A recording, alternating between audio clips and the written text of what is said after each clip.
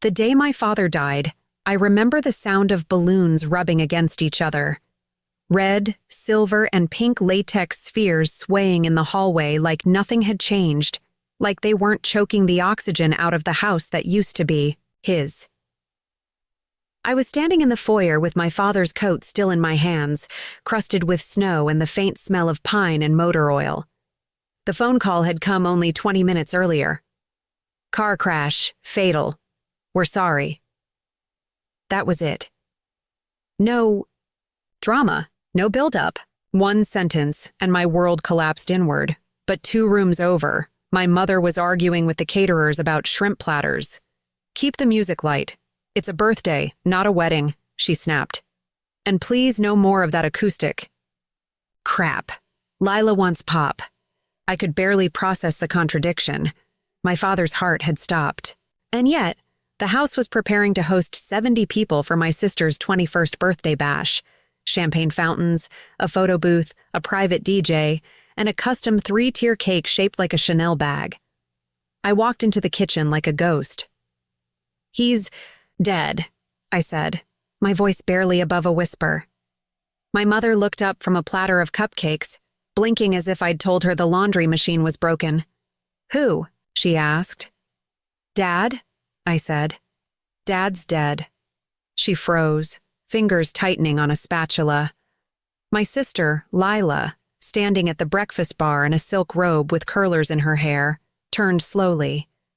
What do you mean, dead? There was an accident. His car hit black ice outside of Albany. The hospital couldn't. My throat clenched. They said he died on impact.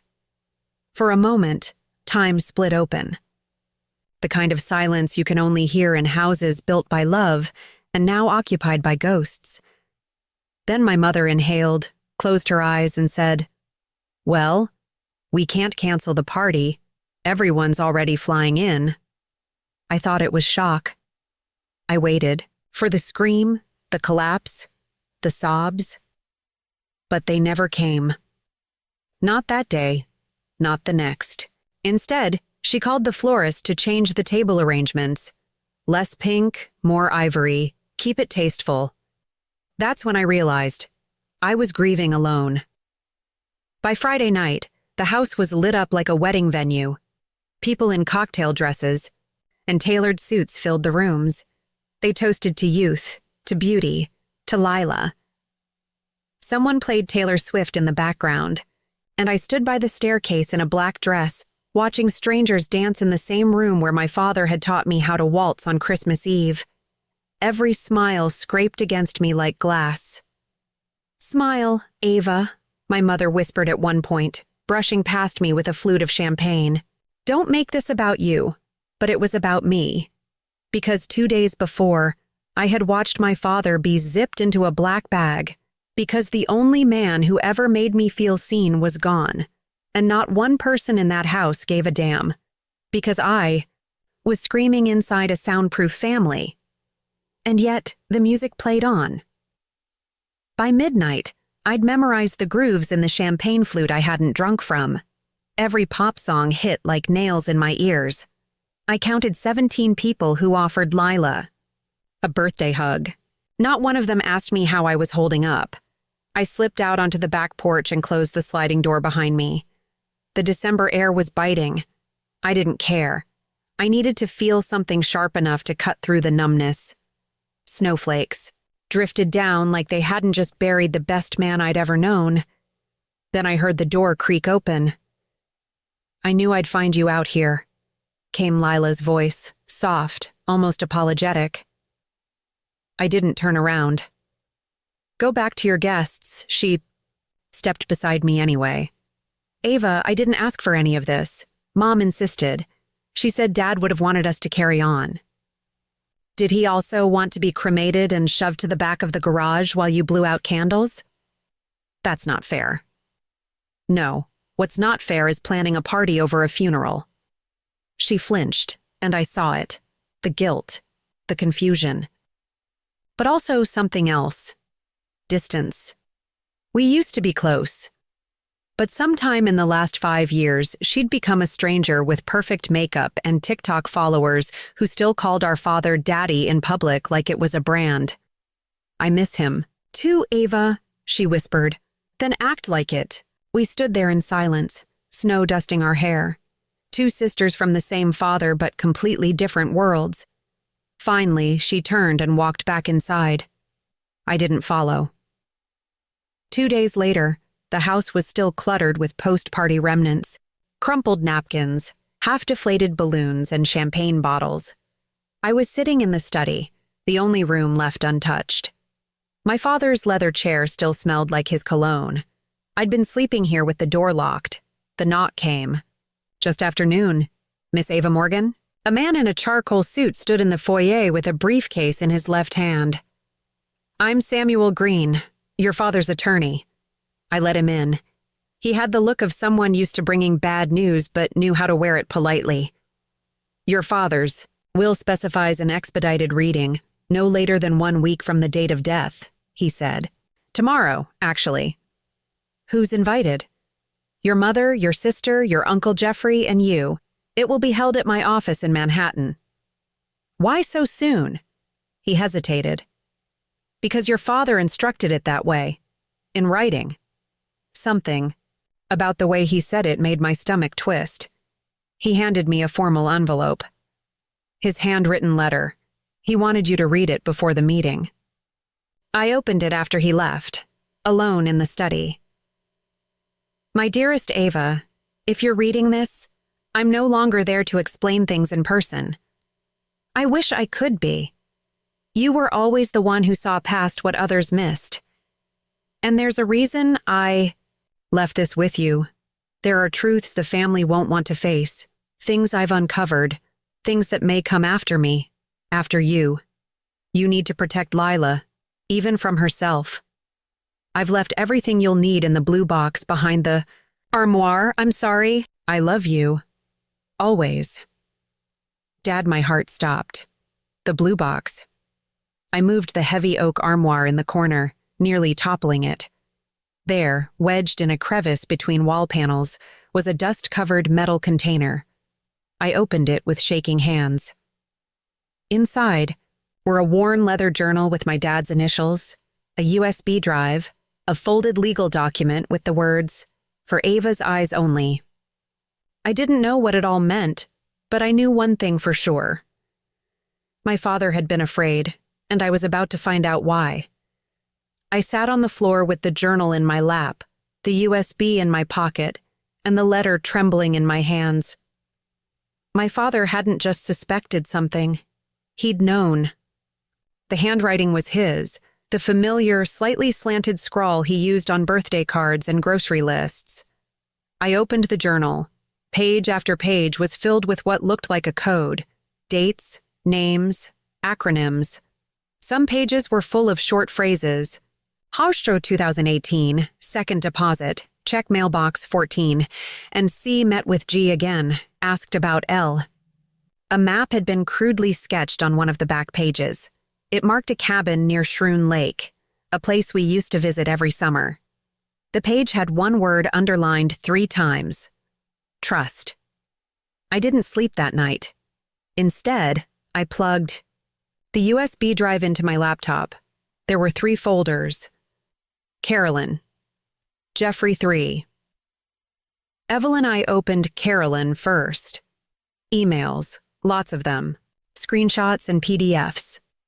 One thread between my mother and someone labeled JS made my stomach twist.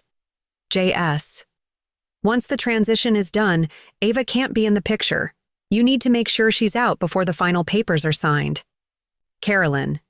She's emotionally unstable. We'll use that. JS. Good. The less she knows, the better. There were also scanned financial records, wire transfers from an offshore account under my mother's name. The amounts were staggering. She was funneling money out of my father's company. I clicked into Jeffrey. My uncle, Dad's brother, had been bleeding the company dry through shell accounts. There were signed contracts for consulting work that never existed. A pattern of theft going back 6 years. Then Evelyn. Photos. Old ones. My father and a woman with dark hair laughing together at a park. Handwritten notes. If anything happens, Evelyn will know what to do. Keep her out of reach of C&J. She wasn't just an old flame, she was a safe house. The next morning, I got on the train to Manhattan for the will reading. I didn't tell anyone about the journal, or the drive, or Evelyn. The law office was sleek, glassy, sterile. I was early. My mother arrived next, in a black turtleneck and heels, looking more like she was attending a Vogue event than the distribution of her dead husband's legacy. Lila came with her, glancing nervously between us. Jeffrey strolled in last, reeking of cologne and fake sincerity. Samuel Green welcomed us with a tight smile and brought us into the conference room. He pulled out a thick document from a locked drawer. Robert Morgan's final will and testament, he said, placing it on the table. Signed, notarized, and updated 4 months ago. 4 months. That's when my dad started acting different. Quieter, distracted, paranoid. Samuel began reading. Standard provisions, charitable donations, minor assets. Then, to my brother Jeffrey, I leave the obligation of truth, in the form of full audit access to the Morgan Foundation, and my personal recommendation to the board that he be removed immediately for cause. Jeffrey sat up straighter. Excuse me? To my wife, Carolyn, I leave her freedom, unencumbered by inheritance. My assets are hereby transferred elsewhere to protect the integrity of what I built. What the hell is this? My mother snapped. Samuel kept reading, unfazed. To my daughter Lila, I leave a trust fund to be accessed when she reaches age 25, administered solely by my other daughter, Ava Morgan, whom I trust to guard what matters. He turned to me, sliding over a sealed envelope. To Ava, I leave my estate, my shares, my home, and the contents of the safety deposit box at Iron Hill Bank. She knows where the key is. My heart pounded. Lila looked at me, stunned. My mother's face twisted into something between rage and disbelief. I will contest this, she hissed. He was unstable. Samuel cleared his throat. There is a video message. He opened a laptop and pressed play. There was my father, sitting in the study, same leather chair I'd slept in. He looked tired, but clear. If you're seeing this, I'm gone. And that probably means Carolyn and Jeffrey are already planning how to twist it. I don't trust anyone else, Ava. You were always the one who paid attention. There's more to this story than you know, and if you're brave enough to follow it, you'll find the truth. But be careful. This isn't just about money. He looked directly into the camera. It's about survival. The screen went black. Nobody said a word. Jeffrey was sweating. My mother looked like she'd swallowed glass. Samuel folded his hands. Any questions? I did have one. Just one. Where is Evelyn? The room went dead still. Samuel's fingers twitched slightly before he said, I'm sorry, Ava. Evelyn requested no contact. My mother's voice sliced through the quiet, like a razor. Evelyn is irrelevant. She's nothing but a ghost from a stupid mistake. She was more than that to him, I said, staring straight at her. And clearly she still is. Carolyn stood, grabbing her handbag like she meant to swing it at someone. This is a circus. You, she pointed at Samuel, will be hearing from my lawyer. And you, her finger jabbed toward me, should enjoy your little throne while it lasts. This isn't over. She stormed out, heels cracking against the marble floor like gunshots. Lila stayed seated. Her lips were parted, but no words came. Her eyes were red.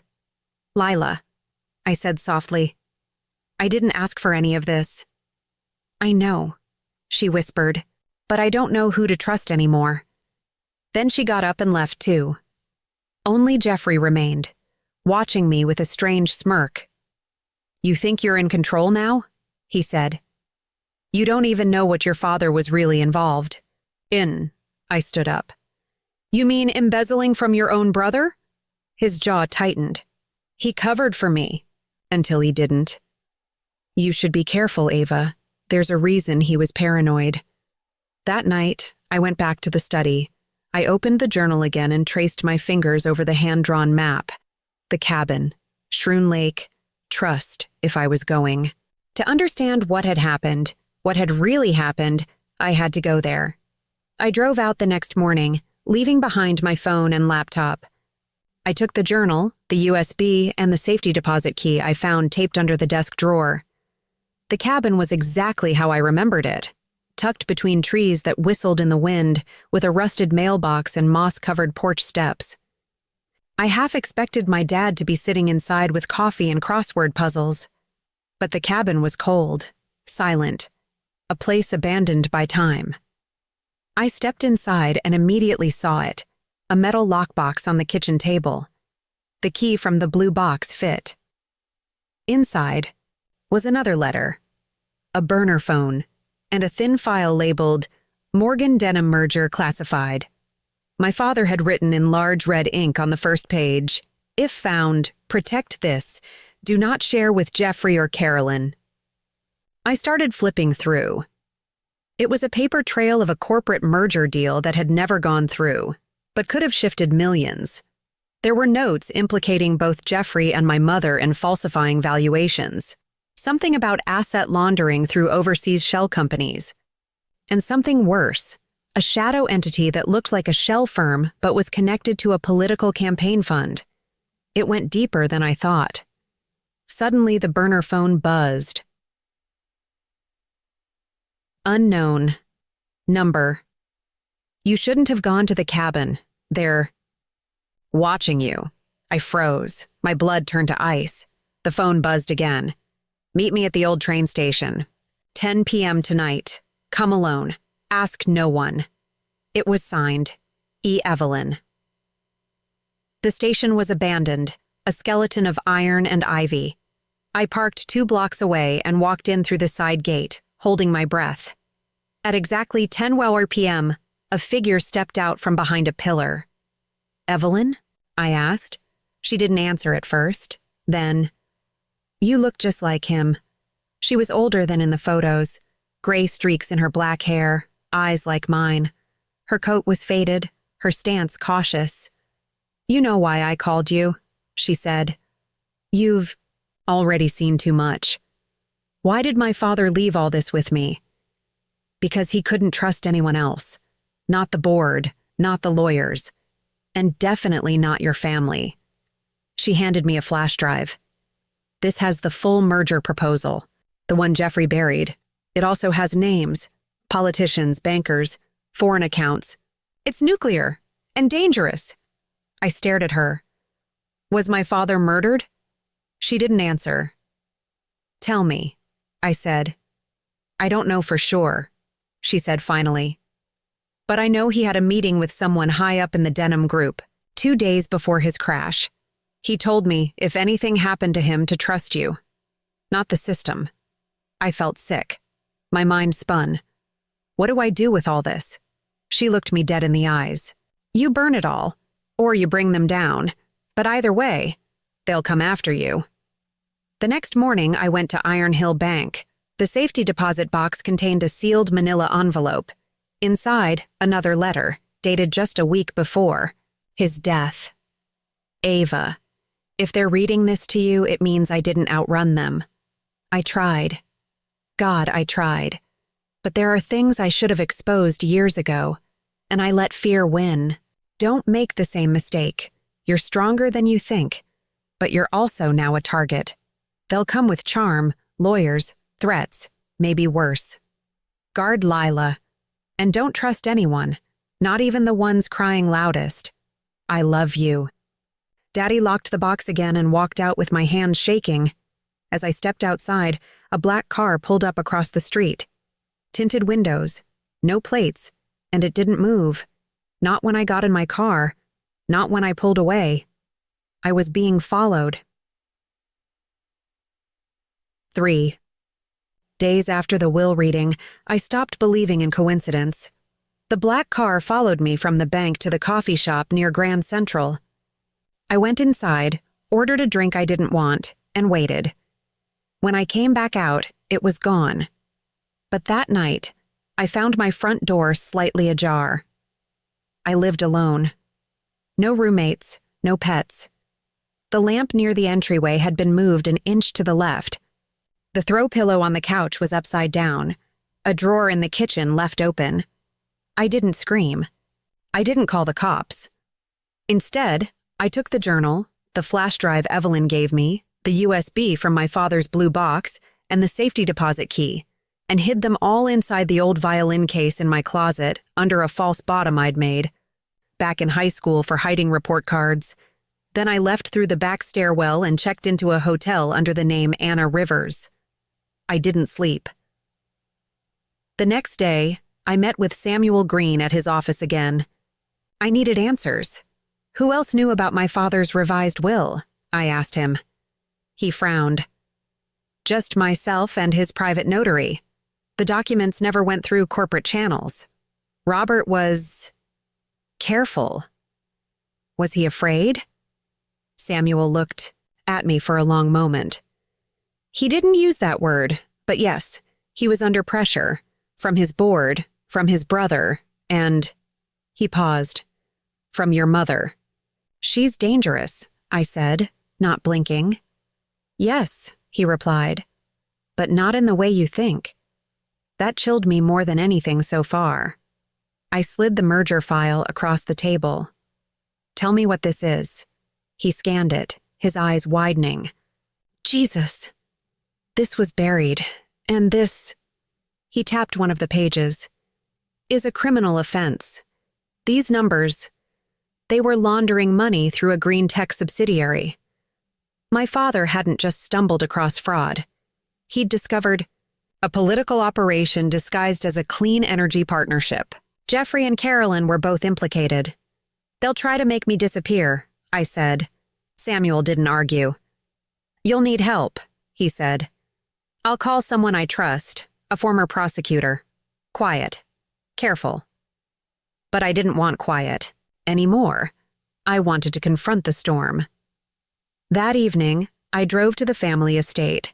It was snowing again, heavy flakes like feathers from the sky. The driveway was empty. I had memorized the security code years ago. Still the same. Typical. I let myself in and went straight to the study. My father's desk had been cleared, the safe cracked open, papers gone. I felt a wave of nausea. Then I heard a voice behind me. I thought you'd come. It was Lila. She stood in the doorway wearing one of Dad's old college sweatshirts. Her eyes were red. Her voice was shaky. You shouldn't be here, she said. Neither should you. She closed the door behind her. Mom's at a charity, gala. Uncle Jeff is probably at some yacht club lying about his net worth. I stepped closer. Lila, listen. Dad knew things. He was going to expose them. He left me evidence. Real evidence. She looked down. I know. I froze. What? She walked to the bookshelf and pulled out a hardcover with no title. Inside was a folded photo of Jeffrey, Mom, and a man I didn't recognize, exchanging envelopes. I found this in Dad's journal. I didn't say anything because I didn't want to believe it.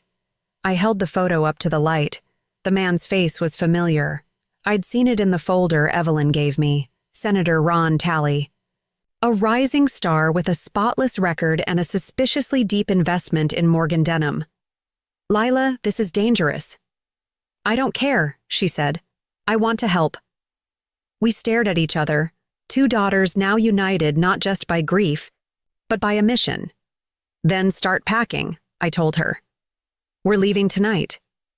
We drove to a safe house Evelyn had secured, an abandoned motel off Route 87, long shut down, but with electricity and heat still running under a different owner's name.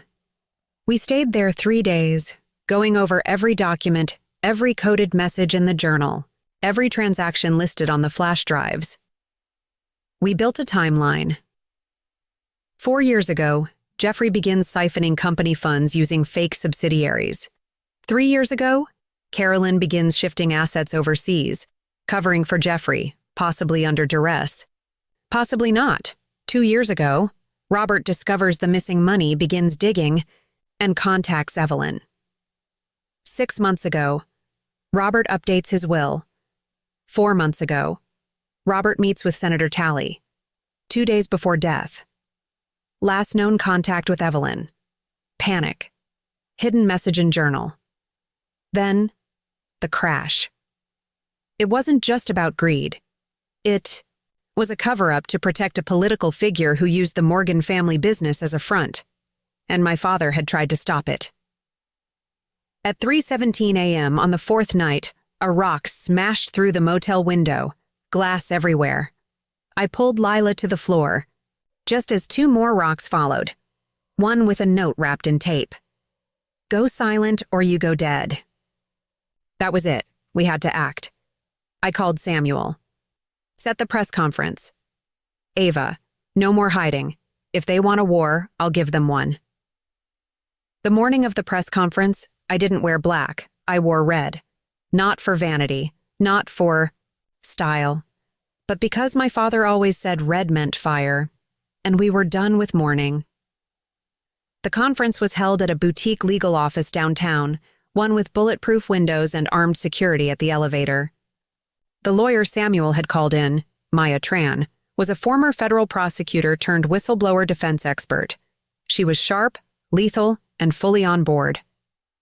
You have everything? She asked me before we walked in. I held up the USB drive. The original, I said, encrypted, with backup copies. One goes public, one goes to the FBI.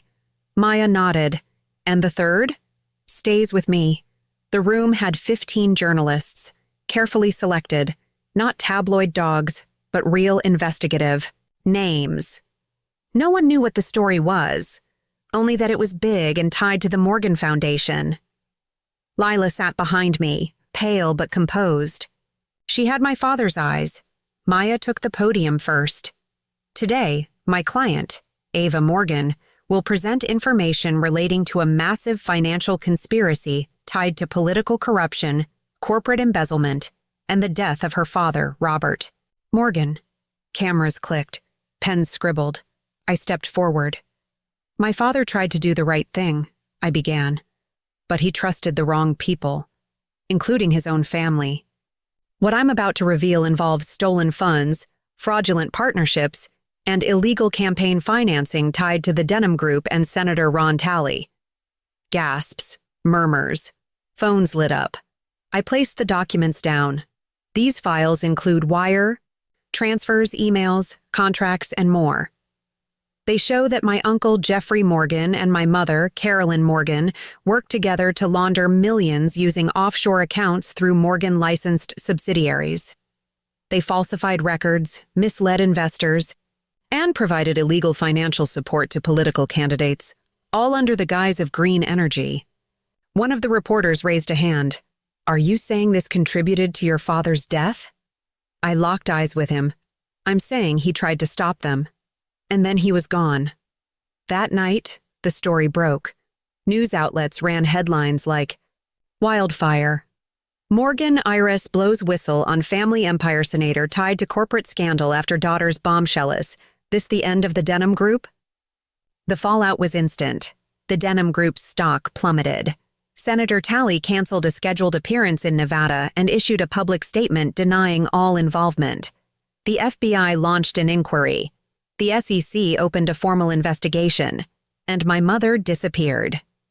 Gone. No calls, no sightings. Just her Range Rover found abandoned in Cold Spring. Jeffrey lawyered up within hours, but leaked emails surfaced online showing his signature on 3 shell company contracts, enough to trigger a federal raid on his Manhattan apartment. I should have felt relief, but I felt watched. 2 nights later, I found a man waiting in the hallway outside my hotel room. He didn't knock. He leaned against the wall, arms folded. Late 40s, black coat, eyes that had seen war. I'm not with them, he said before I could speak. Your father and I served together, He sent me a letter months ago. Told me if anything ever happened to him, I'd be contacted. Who are you? I asked. He smiled without warmth. Call me Gabriel.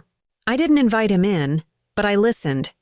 He was on to something bigger than politics, Gabriel said. The people involved, they don't just bribe senators, they erase threats. My mouth went dry. You're saying he was murdered, am I? Saying his car was tampered with. I found the report from the mechanic he used. Brake fluid line had been slashed. I nearly fell backward. He handed me a flash drive. Footage from a traffic camera 2 miles from the crash site. Watch it. I did. The clip was grainy but clear enough. My father's SUV approaching the bridge, and another black car 2 car lengths behind it. No plates. Same model that's been following you, Gabriel said. What do they want now? To silence you before you name the real architect. Tally's a pawn. The one pulling strings hasn't surfaced yet. A new name. A bigger threat. Do you know who it is? Gabriel nodded. We think so, but we need bait, and you're the only one they'll come for now. I looked at him, rage and resolve bubbling in equal measure. Then let's make them come. I returned to the family estate for the first time in weeks, but this time not to hide. I made sure the cameras were working. I turned the lights on. I let the world know I was home. And then I waited. Hours passed. Nothing. Then, just after 2 a.m., the power cut out. I reached for the flashlight I'd hidden under the couch. My phone vibrated. Unknown number. You've said too much. A creak. Floorboards upstairs. I crept toward the staircase, flashlight in one hand, pepper spray in the other. Another creak. And then, silence. I rounded the corner just in time to see a shadow dart across the hall. I flipped the light back on. No one. But a small red envelope lay on the floor where the figure had stood. Picked it up. Inside was a photo, blurry, night vision, of me and Lila in the motel. The note attached read, "You can expose what you want, but we decide what you lose." My hands trembled. They weren't just watching. They were close. The next morning, Lila and I were placed into protective custody. Gabriel made a call. We were moved to a cabin 2 hours north. No phones, no internet. Just a radio and a secured landline. There, we built the final piece of the puzzle. A name surfaced. A financier with links to Tally and Denham. A man who appeared nowhere in headlines, but everywhere in the money trail. Harold Vexler, every transfer, every shell company, every offshore node, traced back to a Vexler firm. A man known for building empires and destroying anyone who got in his way. My father had tried to meet with him once. 3 days later, he was dead. Harold Vexler didn't exist on paper until you looked between the lines. No official position at Denham. No political office. No press coverage. But his name appeared as a co-signer on trust accounts, investment funds, and legacy endowments, tied to nearly every corrupt asset my father had flagged. A ghost with a banker's smile. From the safety of the cabin, Lila. And I worked with Gabriel to map every connection. Each transaction led back to a chain of companies, all based in the Cayman Islands, all under Vexler's influence. We traced 5 offshore accounts that had funneled nearly $30 million over the past 6 years. What's he doing with it? I asked. Feeding campaigns, Gabriel said. Buying votes, buying silence. And what did my father threaten? Gabriel turned the screen toward me. A full dossier with Vexler's name listed as the funder of a massive Black Ops lobbying effort, the kind that could take down not just Tally, but half the congressional committee they sit on. I swallowed hard. Then let's bring him down. But it wasn't that simple. Vexler never traveled publicly, never used personal emails, no photos since 2009. We only knew one thing for sure. He had a daughter, a woman named Elise Vexler, who had just been appointed to the board of a hedge fund in Brooklyn. That was our way in. 3 days later, Lila and I were in Brooklyn Heights under assumed names. Elise was scheduled to speak at a closed-door event hosted by a fintech company. Gabriel had arranged 2 press credentials under aliases. I dressed the part. Power blazer, slicked back hair, confident smirk. My father's ring tucked inside my bra like a secret anchor. The conference center was slick and minimal, all glass and minimalist furniture. Elise stood at the head of the panel in a gray suit, speaking in smooth corporate ease about next-generation financial frameworks. I watched her closely.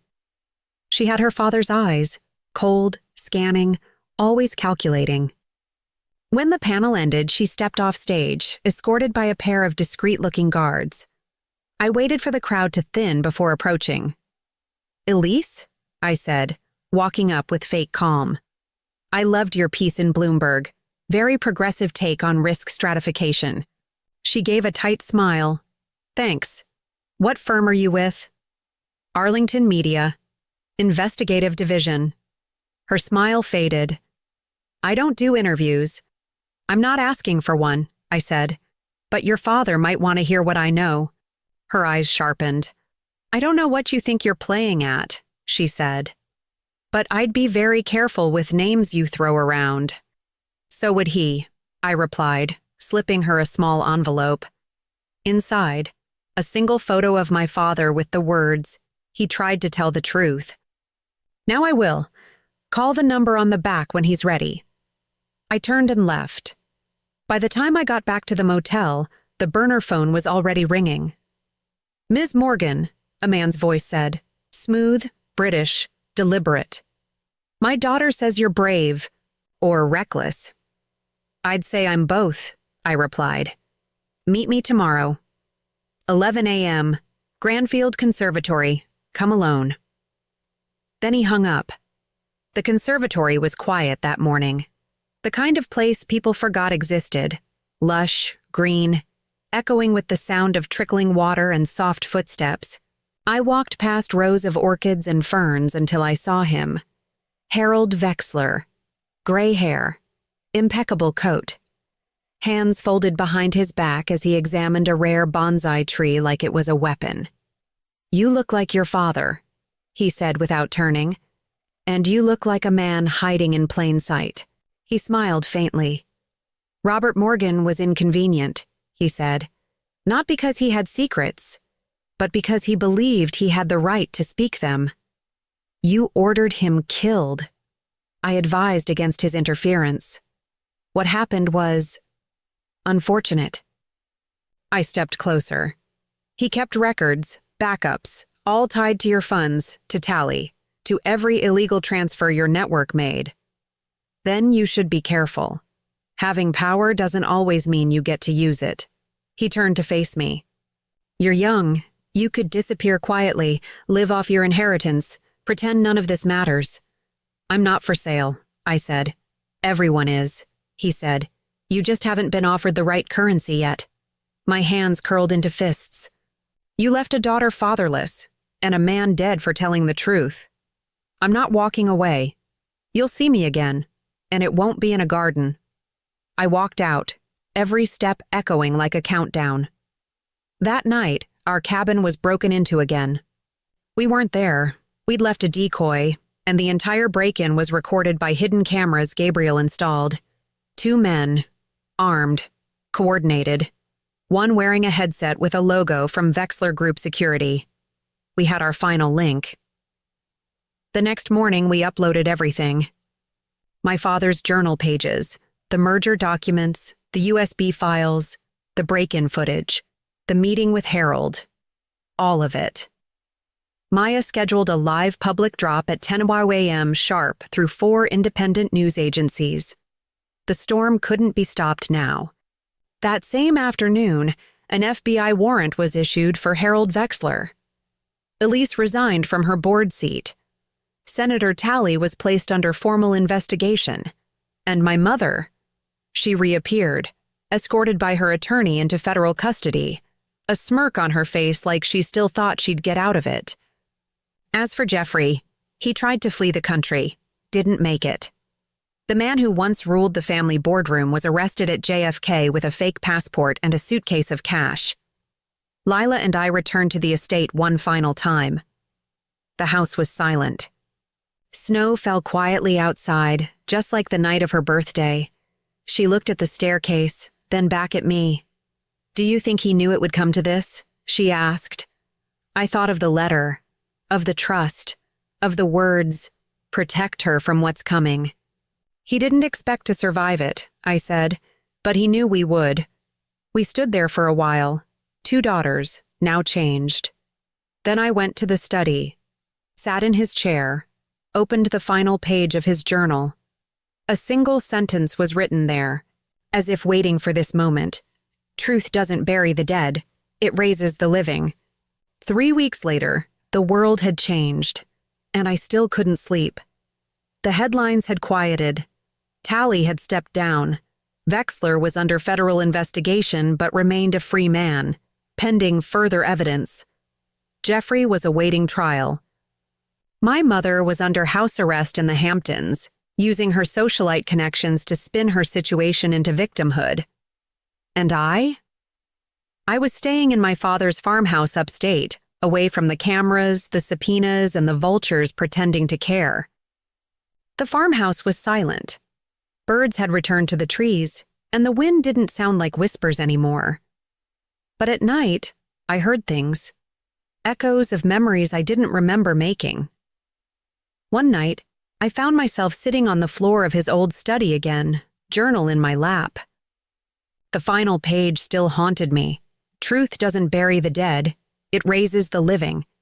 But there was something else, a code scribbled in the margins. I hadn't noticed it before. MK 9 EV file 3C 2020 BI ran the letters through my father's encrypted folder one more time and found a hidden subfolder embedded in the USB drive. Folder 3C. Inside, a video file, time-stamped 3 months before his death. He was sitting at his desk, looking straight into the camera, not the calm, thoughtful man from before. This time he looked frantic. "Ava, if you're watching this, it means everything else has failed. Wexler isn't the top. I thought he was, but I was wrong. There's a deeper hand. Codename MK, connected to an energy project called Black Rain. If they know you found this, they won't stop with threats. They'll erase you. But if this comes to light, it could take the whole network down." Black Rain. I ran the name online. Scrubbed. I dug into classified energy initiatives, archived press clippings, and anonymous whistleblower forums. One anonymous user in a dark government forum had posted, just once 2 years ago, "Black Rain isn't energy. It's cover." Cover for what? I looked deeper. It was a black-budget, DARPA-linked initiative, publicly branded as a sustainable fuel project, but privately tagged under national security. And Wexler? He was a silent funder. My father hadn't just uncovered fraud. He'd stumbled into something tied to classified operations, and that meant I was still in danger. The next day, I met Maya in Manhattan under heavy security. "You need to leave the country," she said after reviewing the file. "This isn't about corporate malfeasance anymore.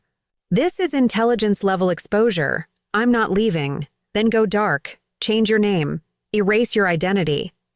If even one of these connections is verified, we're not just talking prison, we're talking disappearances."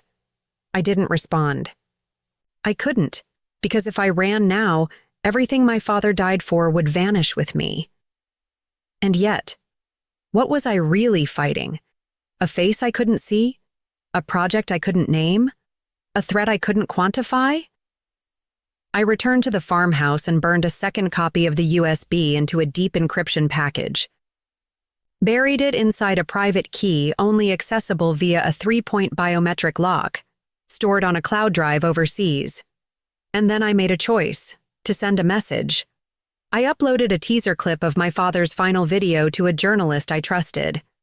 the same one who broke the Morgan Denham story. Just 30 seconds, enough to stir the shadows, enough to poke the real power.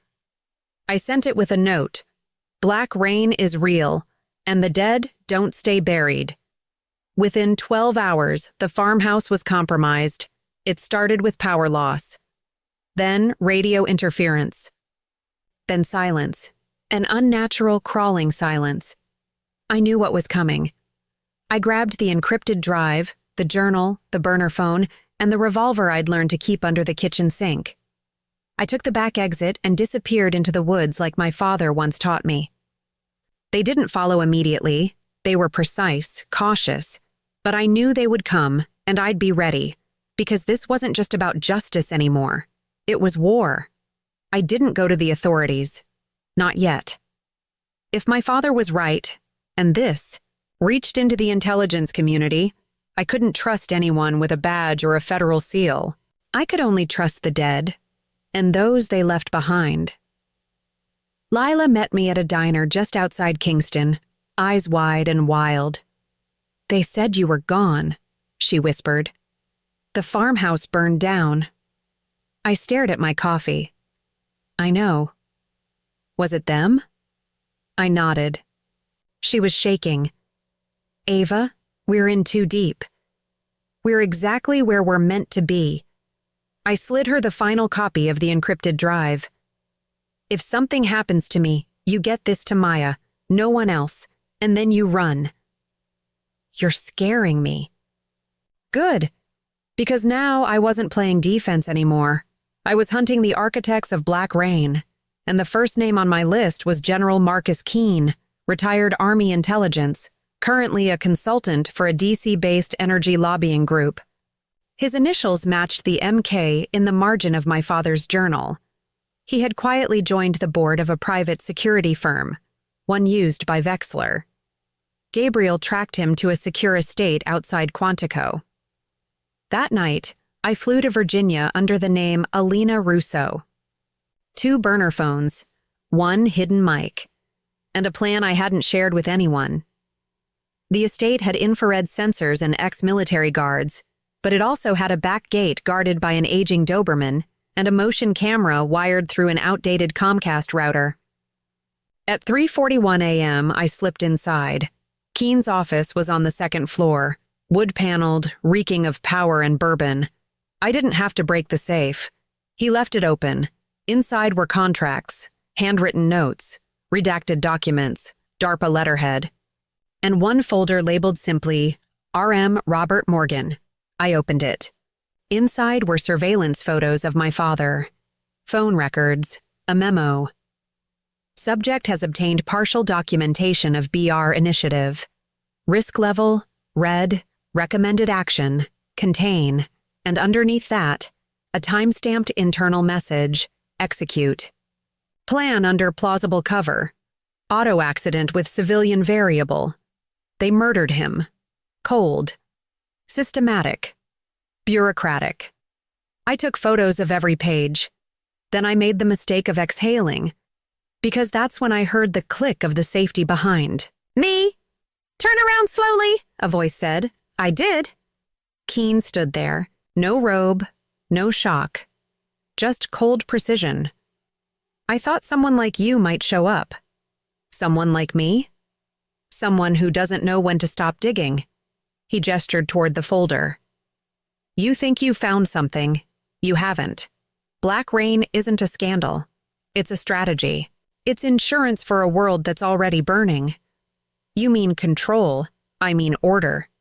You and your father, you live in this dream that truth is sacred. But truth is a weapon. And right now, you're holding it by the wrong end. I'm not afraid of you. No, but you should be." He raised the gun. I closed my eyes. And then, the lights went out. Gunshot. Crash.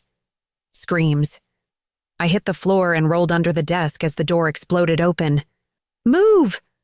Gabriel's voice. Another gunshot. Keene fell. Alive. Barely. Gabriel pulled me up. "Time to go." We made it to a safe house just outside Alexandria. I uploaded the evidence, sent it to Maya, to 3 trusted journalists, to a secure WikiLeaks drop, and finally, to Lila. I did it, I whispered. Gabriel sat across from me, bleeding from a graze to his shoulder. You burned the nest, he said. No, I replied.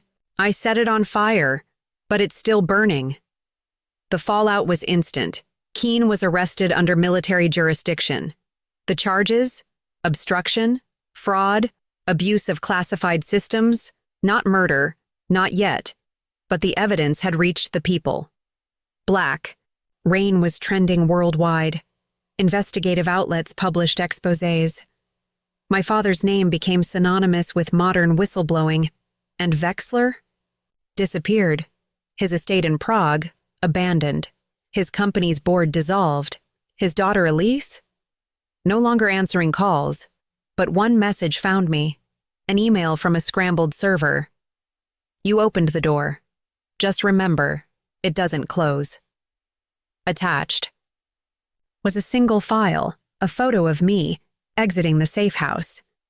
They were still watching. I now live under a new name. Lila, too. Maya placed us in witness protection, unofficially, off-grid, quiet. We don't talk about the past, but sometimes we leave notes for each other. In one, Lila wrote, Dad would be proud. You turned his death into something that mattered. And I replied, it mattered the moment he trusted me to carry it. I still carry it. The truth, the cost, and the warning that it's not over, because justice doesn't rest, and neither do the shadows. I didn't expect peace. After exposing Black Rain and helping dismantle the empire that killed my father, I thought, maybe, I'd feel lighter. But peace isn't what follows war. What follows is silence, unsettling, heavy, full of ghosts. I lived under a different name now, in a different town, with a face I barely recognized in the mirror. No press, no news, just late nights and burner phones. I worked at a secondhand bookstore that smelled like old ink and anonymity. But the quiet never lasts. 3 months after Keene's arrest, I received a package with no return address. It was a small velvet box. Inside, my father's watch, the one that vanished the night he died. Tucked beneath it was a note. We were never finished. E. Evelyn. She was living. In exile. Somewhere in Portugal, Gabriel said. She hadn't surfaced since the first leak. No interviews. No testimony. She'd disappeared the way ghosts do, deliberately. But now she was calling me back. I met with Gabriel in a park in Boston under early spring light. She wouldn't reach out unless there was something left to reveal, he said. Wexler? No. Confirmed sightings. But Elise resurfaced in Zurich. What does she want? He looked at me grimly. She's building something. We intercepted chatter about a new shell firm. Different name. Same assets. So it wasn't over. No. He pulled out a file. Not even close. Inside, schematics. Partial blueprints. Communications between offshore firms. Something called Horizon Compound. It wasn't in the U.S. It was in Romania. Remote. Secured. Funded through dormant accounts once belonging to denim-linked entities. And guess whose name had been found on one of the internal memos? Robert Morgan. A signature, not digital. Handwritten. I shook my head. He's gone. Gabriel looked at me, voice low. Are you sure that's his signature? A cold weight pressed against my ribs. You think it's forged? I think Wexler might be trying to rewrite history and drag your father's name through it. I flew to Lisbon first. Evelyn met me in an old cathedral-turned-archive hall. She was older, slower, but her eyes were as sharp as ever. You're either very brave or very stupid, she said. I'm both. You taught me that. We sat in a corner booth of a silent cafe afterward. No phones, no tech. Just paper, Vexler isn't building a new network, she said. He's finishing the old one. But this time, he's not targeting politicians. He's targeting infrastructure. What kind of infrastructure?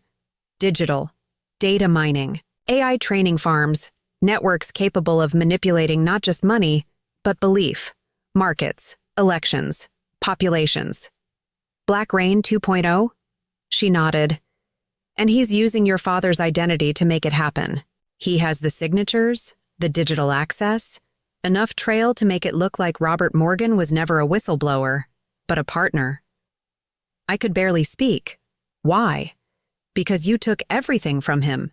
And now he's rewriting your family as villains in the next act. I slammed my palm on the table. Then we stop him. You'll have to go to Romania. I don't care where. I'm not letting them turn my father into the villain of someone else's lie. A week later, I was crossing the forested border, near Suceava in northern Romania under a new identity. Elena Maxim. Lila stayed behind. Gabriel was already inside, undercover for the past month, posing as a systems analyst hired for the Horizon project. He met me at a dead drop at an abandoned rail station. They're experimenting with information distortion, he said. Mass metadata manipulation, real-time bot farming, deepfake content loaded into auto-syndicated news feeds. Why Romania? No U.S. jurisdiction, and Europe's data laws aren't airtight. And my father's name? They've attached it to several foundational patents.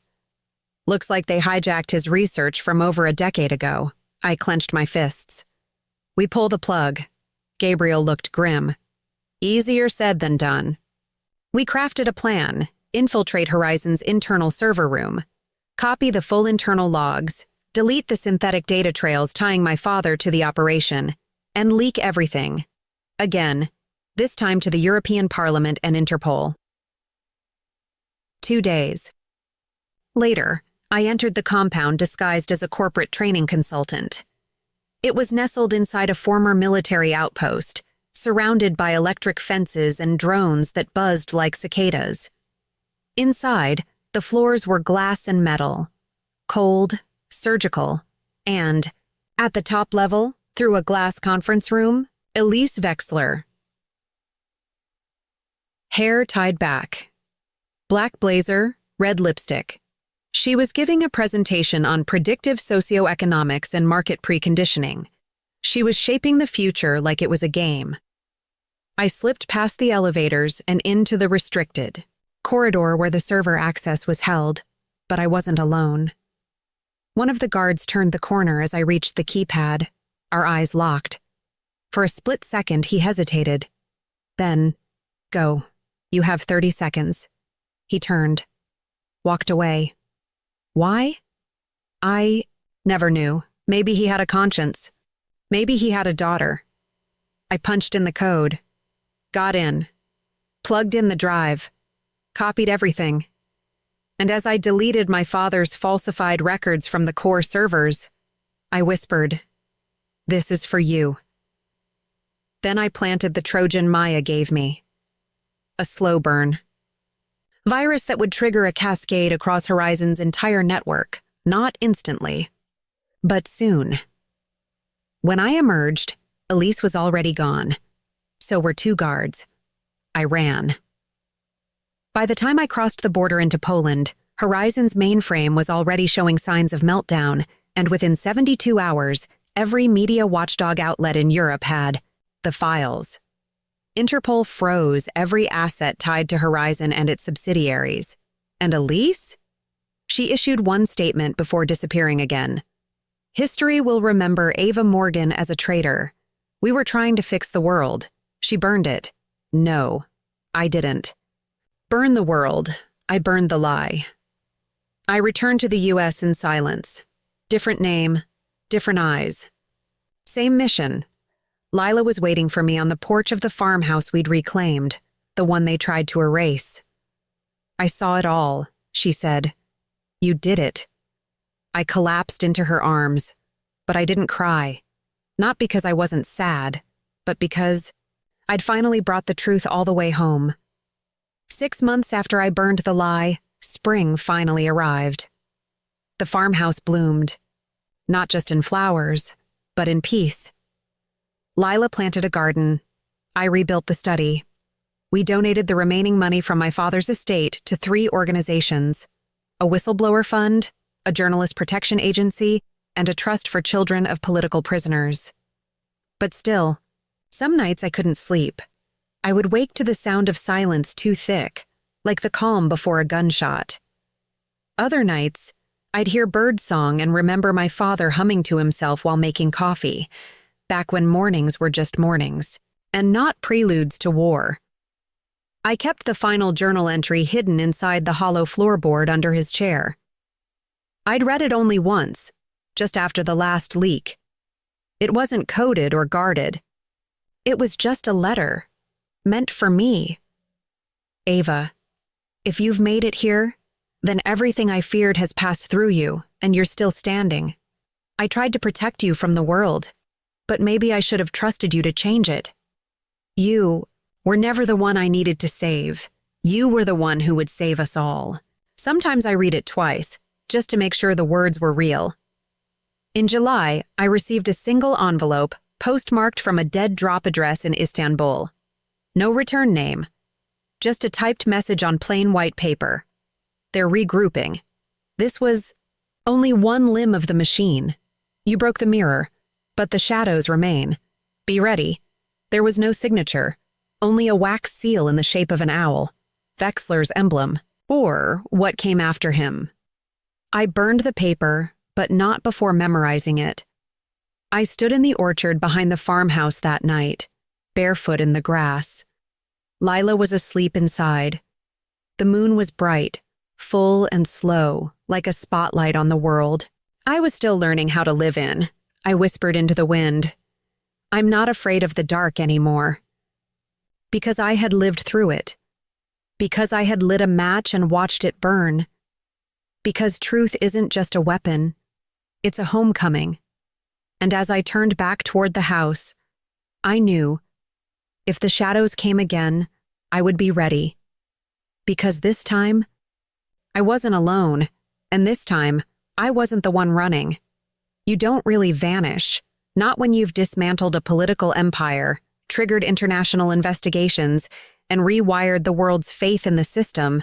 You just go quiet. For a while, I lived in Iceland now, not because it was remote, but because it was clean. You could walk for miles and never hear a lie. The wind here had no history. The silence was real. But lies, like rot, grow underground. And I was about to be pulled back in. It started with a name I hadn't heard in nearly a year. Wexler. Not Harold. He was presumed dead or disappeared. But Elise. Her name came through on an encrypted server run by one of the nonprofits I'd helped fund. A journalist in Berlin sent it with a subject line that simply read, "Tell Ava, Elise is back." Attached was an audio clip, recorded at a closed-door event in Warsaw. A woman speaking softly into a mic, layered beneath security chatter. "We failed last time because we let sentiment interfere. The next phase will be automated. Emotion is a virus, and it cost us everything. And then, we build again. This time, no names, no legacies, just algorithms and obedience." The journalist's message came with a second file, a photo of a snowy facility buried in the Greenlandic. It's marked by a strange geometric insignia, a 3-pointed star with an eye at the center, codename Vessel. Something about psychological reshaping tech, might be another front. That night, I stayed awake until the sunrise hit the glaciers, and I knew I had 2 choices. Pretend this wasn't my problem anymore. Follow the storm back into its eye. I didn't even hesitate. Gabriel hadn't heard from Elise in months either, but the moment I mentioned Vessel, his voice changed. "I heard whispers about that name," he said. "Not a location, a program, behavioral modeling, precision targeting. Think Black Rain, but it doesn't just spread disinformation. It preconditions people to believe what they'll be told next. Where is it based? Officially? Nowhere. Unofficially? Deep ice territory. Greenland or Svalbard? Satellite. Blind zones. And you think Elise is running it? No. I think she's the bait. That stopped me. Then who's the architect? A long pause. Then Gabriel whispered, her mother. I blinked. Vexler's wife? She's not in any public records, but she was a systems architect before Harold ever learned to spell quantum. She's alive? Not just alive, directing something called Project Oracle. Off books, possibly the seed behind Vessel. I stood there in the snow, holding the phone so tight my knuckles cracked. If she's behind this, I said, then she's the one who planted my father's signature. She's the reason he died. Yes, Gabriel said. And now we finally have her name. He sent me the file. It read, Marissa Vexler, a.k.a. Silence. A week later, I was in Nuuk, Greenland, under the name Dr. Hannah Moreau, a fake climate systems researcher with credentials provided by Gabriel's DeepNet contacts. I carried a notebook, a drone pilot license, and a satchel that hid 2 encrypted drives and a flash key containing every file from the Horizon compound, Black Rain, and Robert Morgan's final log. This wasn't a search for truth anymore. This was revenge, because I wasn't just going to expose Marissa Vexler. I was going to erase her, the way she erased him. The entrance to the vessel site was unmarked, buried behind a glacial ridge and accessible only by airlift or underground transit. But the terrain whispered secrets. Locals spoke of lights in the ice, machines humming underground. People who arrived by cargo plane and never came back. I bribed my way onto a geological survey team using my cover ID. They flew us over a clearing marked by geometric grooves in the snow, unnatural, like crop circles stitched with frost. I took photos. My drone took more, and beneath one ridge, my thermal camera caught it. Heat signatures, geometric, pulsing, organized. Beneath the ice, something massive was alive. That night, I sent the thermal footage to Gabriel. He called immediately. This is a living server system, he said. Built into the permafrost, they're using geothermal tech to power an isolated AI framework. What kind of AI? Predictive social molding, based on biometric surveillance, neural pattern mining, and behavioral simulations. They're modeling people? No, he said. They're rewriting them. 2 days later, I found the freight entrance. Disguised as a loading platform for geological gear, it had retina scans, 2-tier biometric locks, and a guard rotation with military training. I watched for 12 hours. Marked patterns. Waited for a distraction. Then, during a storm, a snow rover jackknifed near the entry road. Alarms pulled the guards away. I moved fast. The retinal scanner was fake. A red herring. The actual entrance was coded into the snowbank. A pressure-based entry mat beneath a false snow layer. I stepped on the exact point. Waited. A door hissed open into darkness. I descended into Vessel. What I found inside was worse than I imagined. Not people. Avatars. Rows of data terminals monitoring human simulations. Every terminal labeled with initials. EM, CL, JR. People were being mimicked, anticipated, controlled. One monitor glitched for a second and showed something chilling. Ava Morgan. Sentiment flag, deviant. Counter-directive program, active. They were watching me in real time. I froze. Then, I heard footsteps. Hello, Ava. Her voice was smooth, ancient, familiar. I turned. Marissa Vexler stood in the doorway. White coat, silver hair braided down her back, eyes cold as starlight. You shouldn't have come, she said. But I smiled. I always come back. Marissa Vexler didn't blink. The architect of Black Rain, the puppeteer behind my father's death, and the ghost behind Elise's war, now stood 5 feet from me, inside the cold white core of Vessel. She didn't raise a gun. She didn't scream. She simply smiled and said, "I always knew you'd find me. That's why I made sure this place would recognize you." The lights in the room flickered. The screen displaying my name blinked, then turned green. Access authorized. "What is this?" I asked, heart pounding. "You forged his signature, framed him. You tried to erase the truth." "No," she said calmly. "I built the truth." She stepped closer. Everything Robert stood for was too small. Justice? Honor? Those are stories we tell ourselves. I didn't destroy your father. I evolved him. You murdered him. I transformed him into the martyr you needed. You think you've won. But this... She gestured to the servers pulsing behind her. This isn't about winning. It's about what survives. I drew the small transmitter from my coat, the one Gabriel gave me. A single button, the final key. A backup virus. Untethered from the net. Physical. Instant. "You built a god," I whispered. "I brought the flood." I pressed it. The lights went red. Sirens screamed. Vessel's power grid surged. Systems collapsing under cascading failure. A firewall flared and dropped like a curtain. "What have you done?" she hissed. "I made sure you never rewrite anyone again." She lunged. I dodged. Gabriel stormed in, grabbing her before she reached the core panel. "You said no killing," he reminded me. I lied, but I didn't pull the trigger. I let the fire system do it for me. As the servers overheated and the compound's AI systems began their own meltdown, we ran.